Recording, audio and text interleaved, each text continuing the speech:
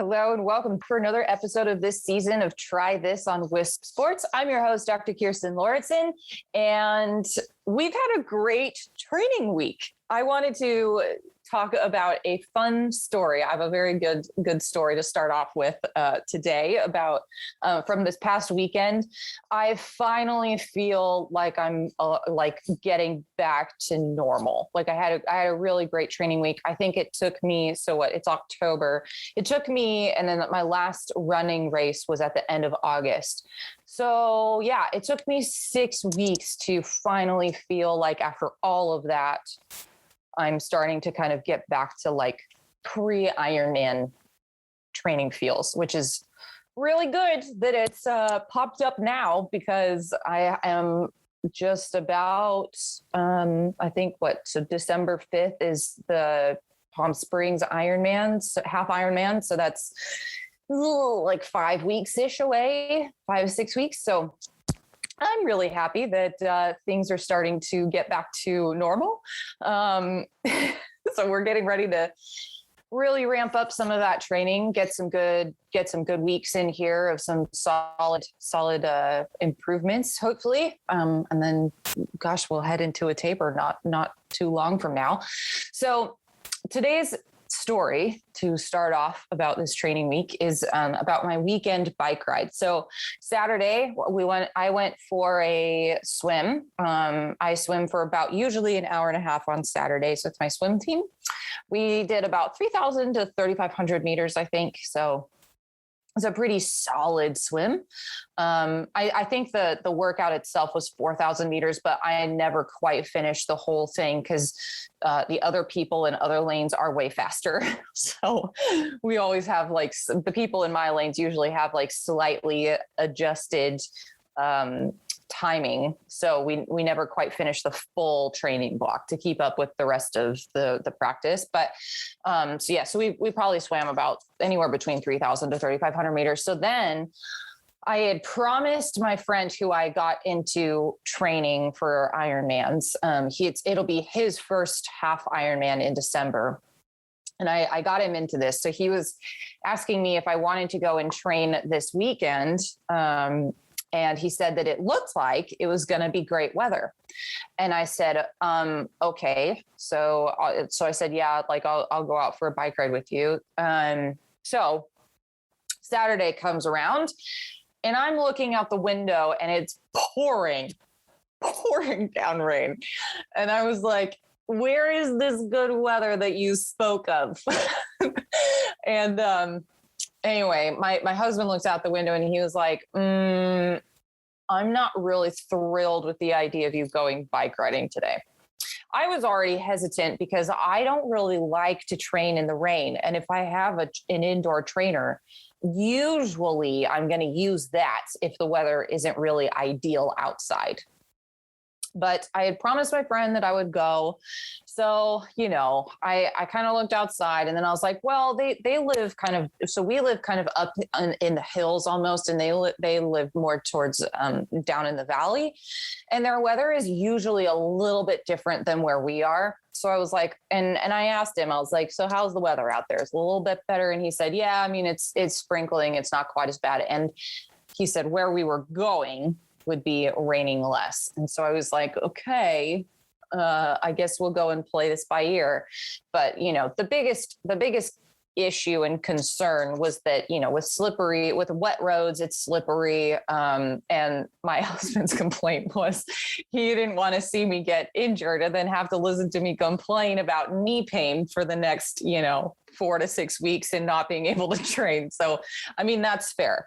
So anyway, we go out on this bike ride, we take off. I mean, it's not necessarily sprinkling, like it's raining. So I was like, okay, like this is way out of my comfort zone, but I said I'd go. So we went. We head out and it is legitimately raining. Like I have to take my gloves and like wipe my glasses off because it's just pouring rain.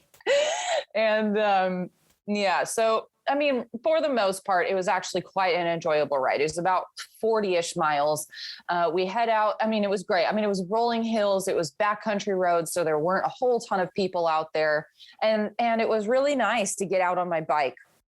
It was a lot more enjoyable than I feel like the trainer has been for a while now. So it felt good to get out on the bike, but I was pretty much uncomfortable the whole time. Meanwhile, my friend was just smiling from ear to ear and happy, because for him, workouts are better if they're harder for some reason. So like the worse the weather, the better and the happier he is when the training itself is already hard enough. And I just was like, you're crazy.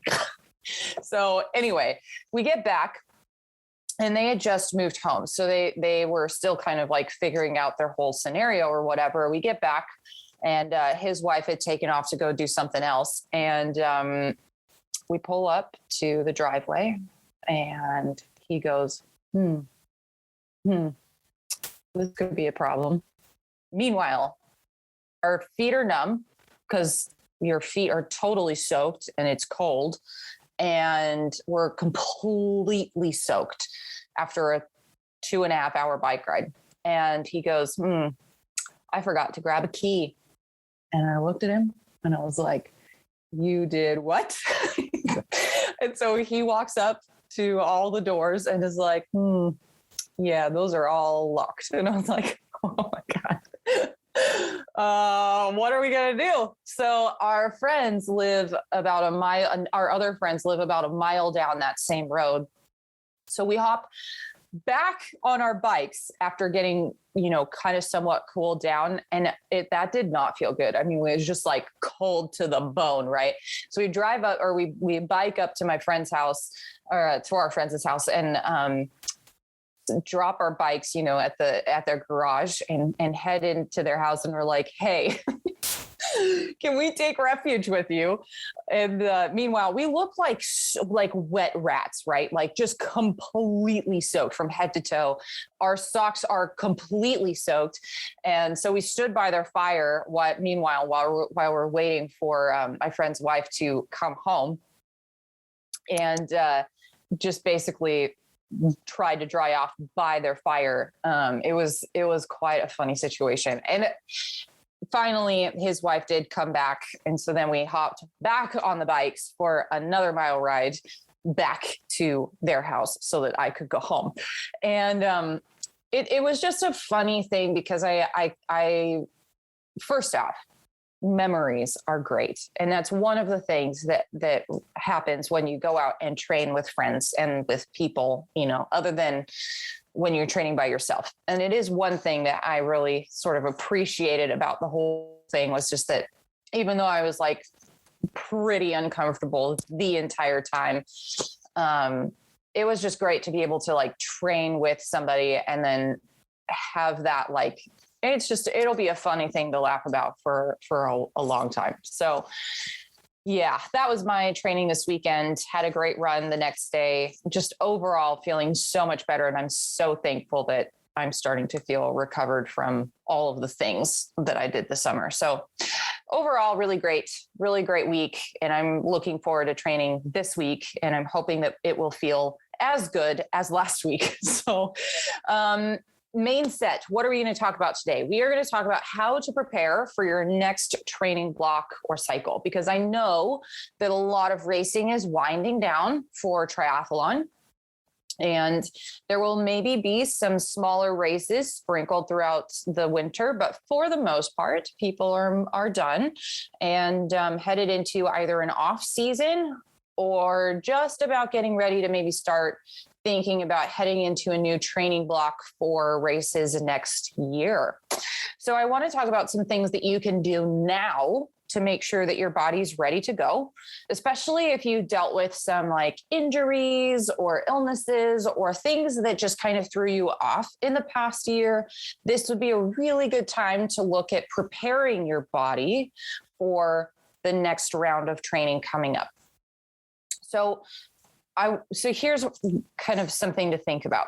for Ironmans, usually for Ironmans and half Ironmans, training blocks are usually at least 10 to 12 weeks. I would say I've seen definitely longer. Like I know I trained for basically a whole year before my Ironman, but that's because I really needed to get a base fitness level, like foundation down.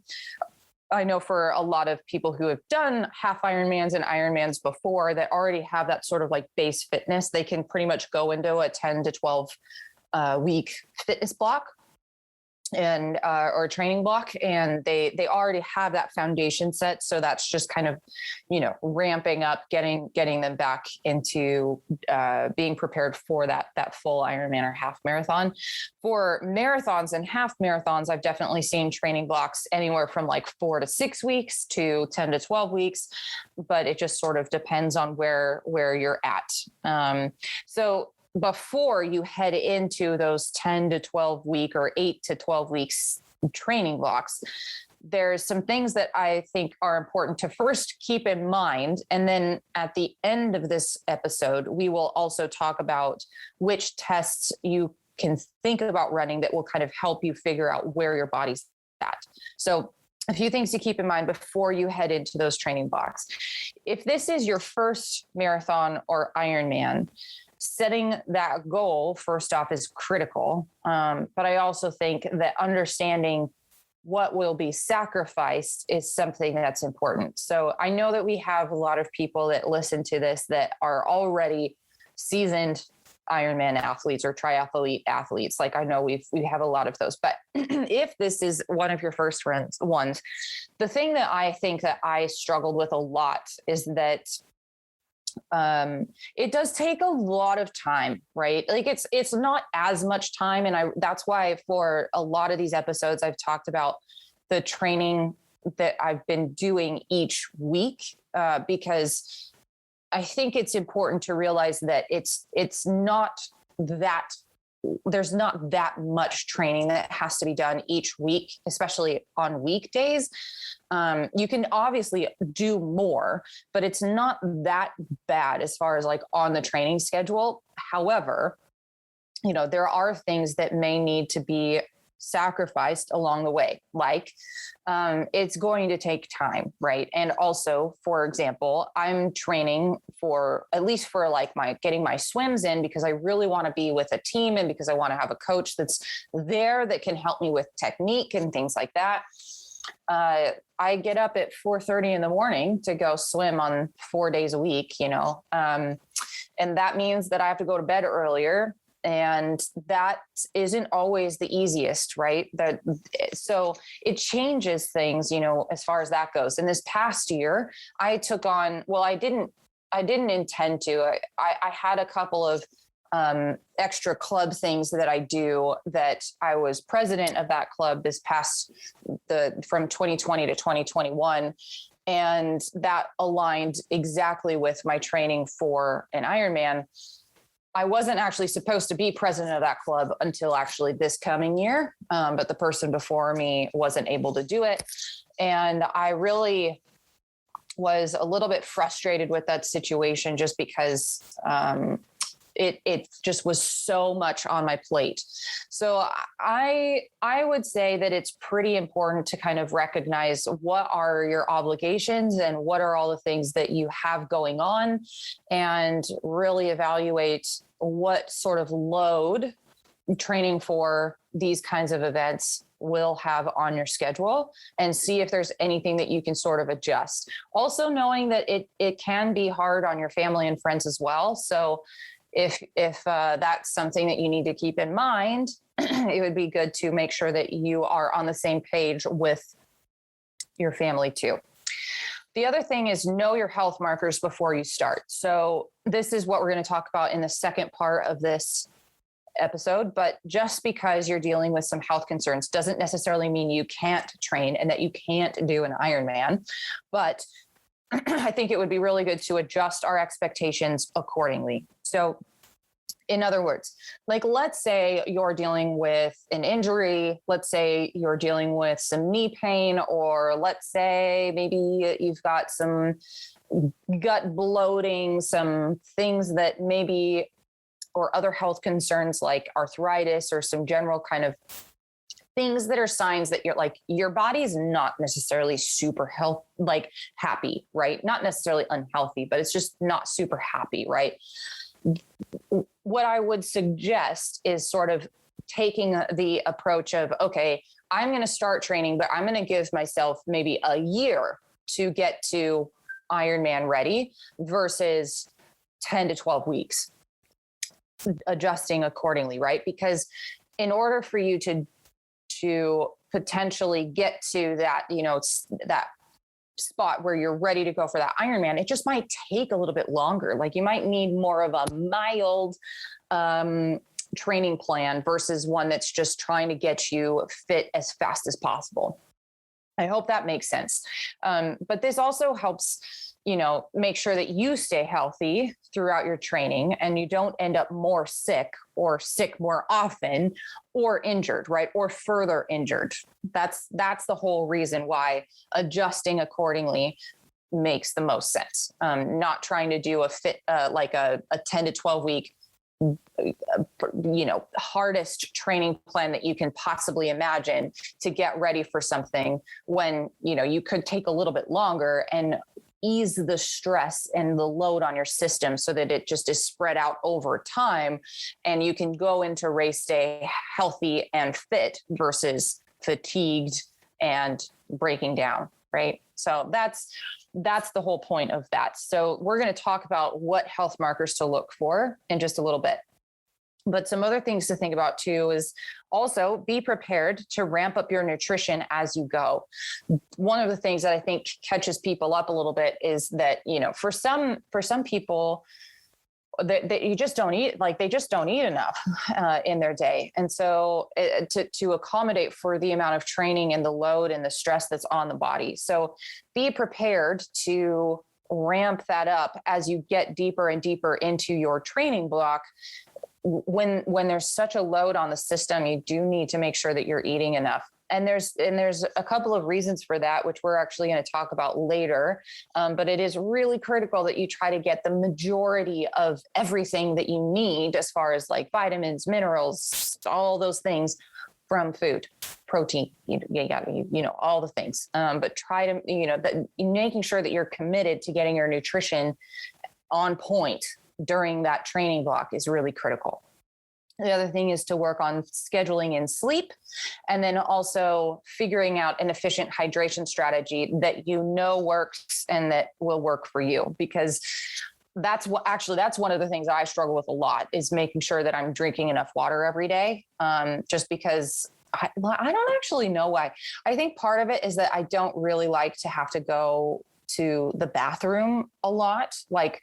Especially during a work day, I don't always have a break in between patients. And so I have a tendency not to drink water on days that I'm in the office, but that's really not good because it doesn't set me up very well for the next day for training. And then it just kind of leads me into this sort of just dehydrated, all the time, a little bit under on hydration, which isn't ideal. So those are just some things to think about as you head into your next training block. And we'll be back right after this short break because we're going to talk about next what tests you can run that will help you kind of get an idea of where your body's at and also give you some things to look at and keep in mind when you get those labs back.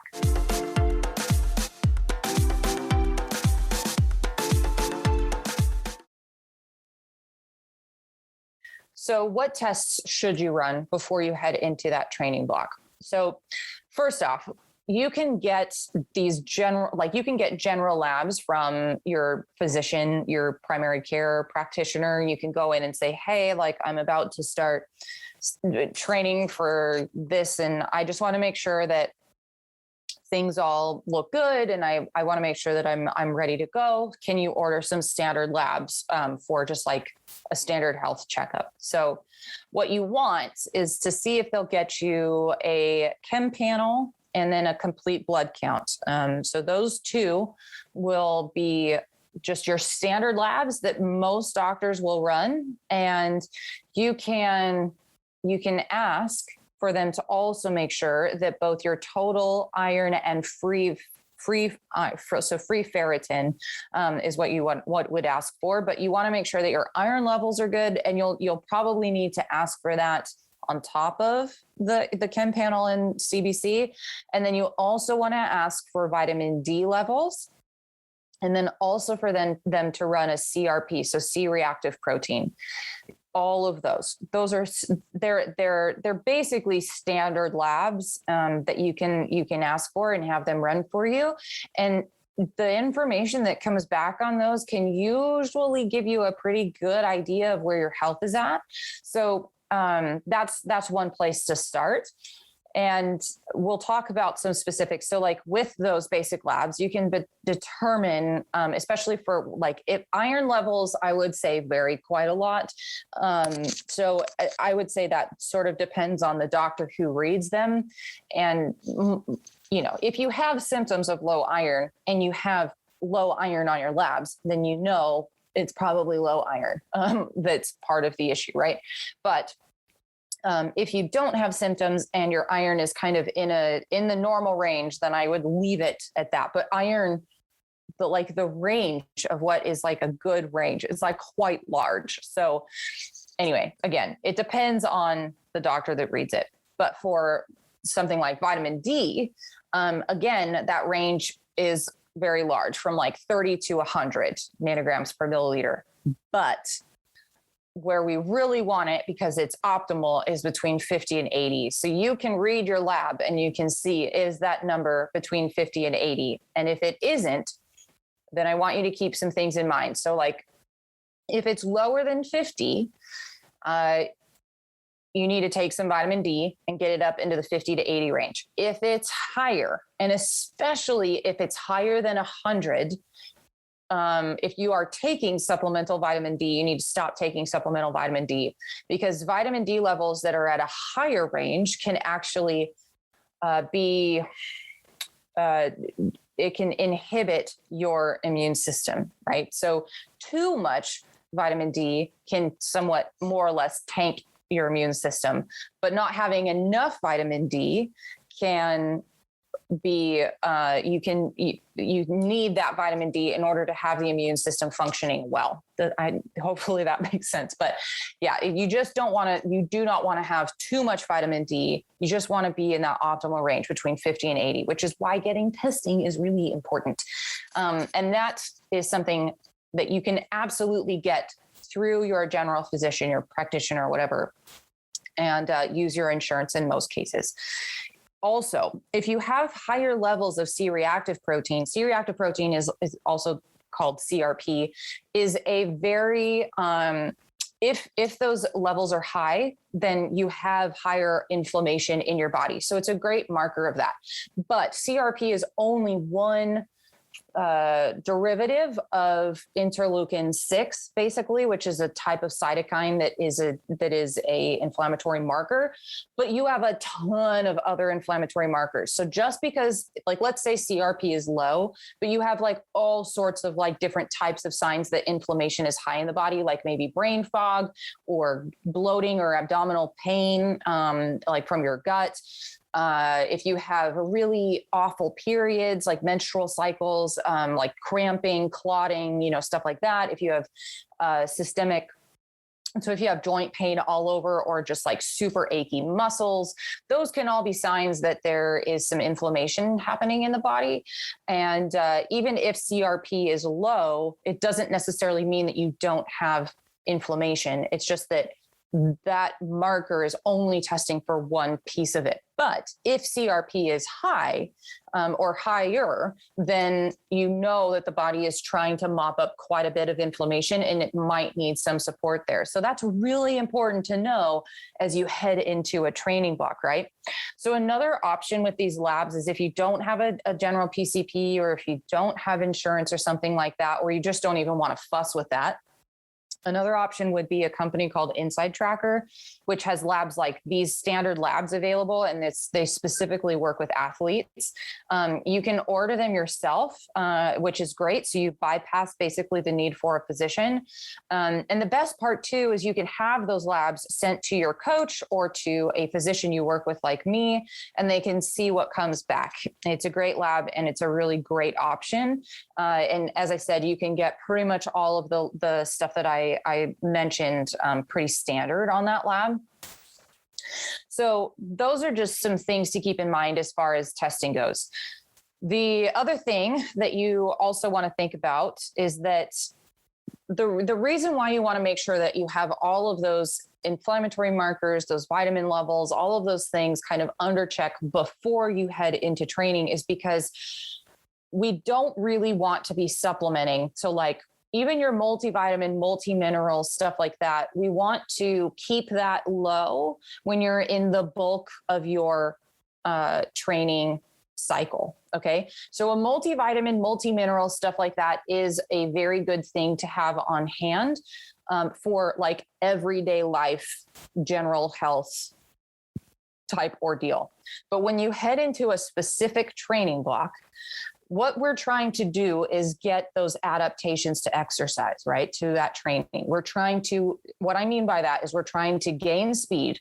We're trying to gain strength. We're trying to improve power, whatever sport you're in. You're trying to change your body's output, right? So in order to do that, what the body does is it increases inflammation from your training, and then it mops all of that up. And then that leads to that adaptation to exercise, to training. So what happens though, is if you're taking anti-inflammatories in the middle of that training block, you are more or less inhibiting part of that adaptation to exercise. So ultimately what we're trying to do is train the body when you have that kind of inflammatory process happening in that training block. What you want to do is stay away from the anti-inflammatories and train your body to mop that inflammation up itself, like naturally. And ultimately, this is where, as I mentioned before, this is where food is so critical, because what we want to try to do is get as much of those really necessary vitamins, minerals, proteins, carbs, fats, anti-inflammatories, all of those things. We want to try to get them from food. And that requires eating quite a bit of food, right? So in order for this to really work, you have to make sure that your nutrition is on point, that you're eating enough and that you're eating enough of the right things to help do that. Then once you know that if you've got all that pretty much locked down, then there's some things that we want to look at. And we're going to actually talk about that in the next episode. As far as once you get into that training block, what are some things you want to look at that will give you an idea if you are getting those adaptations, if you're plateauing, or if you're kind of heading into this little overreaching or overtraining part of getting that adaptation to exercise. So we'll talk about that in the next episode, but I just want to make sure that this before training is really dialed in and locked in. So, so this is why this is really quite critical. You can absolutely get a lot of those vitamins and minerals from food. But if you're kind of one of those people that's really shy around like vegetables and fruits, and if you've kind of got some weird eating habits and routines, it might be a good idea to be supplementing with like a multivitamin or mineral or something like that, just to fill in those gaps. But understand though that getting to that point, that fitness level of where you want to get to, might take a little bit of extra longer time than you're accounting for, just because it can hinder your body's ability to adapt. This is also why it's really critical to make sure that you're healthy and that those inflammatory markers are low before you start, right? Because as long as you know, like if you know that you've got adequate levels of all the things that you need, then we know that your body's going to be ready to go as you head into that training cycle. So this is also another really good time to, if you have the resources to do this, you can get those standard labs.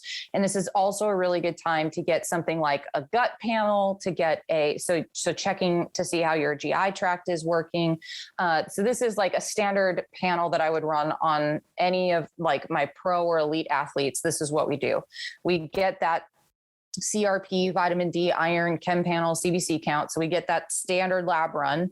And then we also run a GI tract panel. We also run to check for things like leaky gut or intestinal permeability or any other factors that might lead to some more of an inflammatory process as they head through their season, or to also check and make sure that their immune system is on point, as well as making sure that, as far as like from a perspective of the GI tract, that they have enough diversity and things like that can lead to good performance. So there's some things we check there. We also want a micronutrient panel, again, just to look even deeper to make sure that they have all the different types of vitamins and minerals that we know they need to have. And then also making sure that, and we're also looking at things like organic acid testing and looking at their fatty acids, so omega-3 to omega-6 ratios. Sometimes we'll also run a continuous glucose monitor to make sure that they are processing glucose and insulin well. Because that can lead to a little bit more inflammation if we're not careful. And then also looking at hormones if necessary. So some things to keep in mind. If you're headed into a training season, a training block, and you know that things are looking really, really good, so you're not going to necessarily take a multivitamin or mineral or anything like that for this next training block, that means that, number one, nutrition is critical. You've got to make sure that you're eating enough, and you have to make sure that you're getting a wide variety of different types of fruits, vegetables, proteins, carbs, fats, all that wide variety and a good amount of it. Make sure you're eating enough. Second, make sure you're staying hydrated. That is really critical for recovery. And it's a big process of how your body helps to get rid of some of those byproducts from training and some of those inflammatory markers. And number three, make sure you're sleeping enough. This is so critical. And I think it's where a lot of people end up kind of working themselves into issues, is because they're not sleeping enough. And I know that it's hard to get training in with all of our other life things that go on. But it's a really critical part of recovery. So rest and sleep is something that you need to focus on if you're going to follow this sort of like kind of plan as far as not taking any type of anti-inflammatories during that adaptation part of your training. Okay. So even if all of those labs might be a little bit too much for some of you, starting with those standard labs mentioned above can pretty much give you plenty of information to determine whether or not your body is dealing with some health issues. And again, the whole point of that is so that you know what type of expectations to set for yourself before you go in. Last example before we wrap up here. What I mean by that is, let's say, this is actually something that I think happens. Well, no, I'm not gonna say it for one person or another, but let's say you're moving or you're building a house, or it's a particularly stressful time at home or in life. That is the time to say, okay, I'm going to go for a slightly milder training plan. So not as heavy of a load on your system. And I'm going to give myself more time to get to where I want to be before my next race. Because I know that outside of my training plan, I have a lot of life stressors that I know are putting an extra load on my system. So if that's just the season of life that you're in, let's manage those expectations and not be quite so hard on the body. That is one very key way to make sure that you get to train to that Ironman or that race day healthy and fit and not injured and fatigued, right?